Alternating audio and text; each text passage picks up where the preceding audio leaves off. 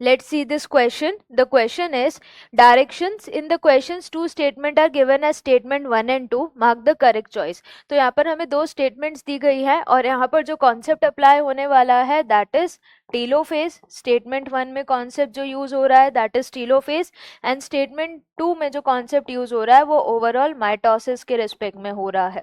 तो अगर हम यहाँ पर ऑप्शंस को देखें, सबसे पहला statement 1, telophase is marked by reappearance of nucleolus, cytokinesis follows and forms dyad of cell.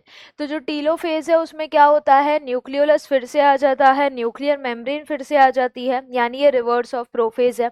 Then cytokinesis होता है टीलोफेज के बाद. नेक्स्ट स्टेज क्या है, साइटोकाइनेसिस यानी साइटोप्लाज्मिक डिवीजन, जिससे दो सेल्स तैयार होगी और इन दो सेल्स के लिए वर्ड क्या यूज होता है, डायड ऑफ सेल्स. तो ये स्टेटमेंट बिल्कुल सही है.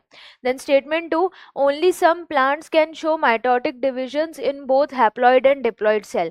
तो ये यहाँ पर स्टेटमेंट गलत हो गई है. सम प्लांट्स नहीं, मेजॉरिटी ऑफ प्लांट्स अगर हम बात करें तो प्लांट्स के अंदर ही हैप्लॉइड प्लांट्स भी और डिप्लॉइड प्लांट्स भी दोनों माइटोसिस कर सकते हैं. तो इसलिए ये स्टेटमेंट गलत हो गई. तो स्टेटमेंट 1 करेक्ट है, स्टेटमेंट 2 इनकरेक्ट है. तो करेक्ट आंसर यहाँ पर क्या हो जाएगा, ऑप्शन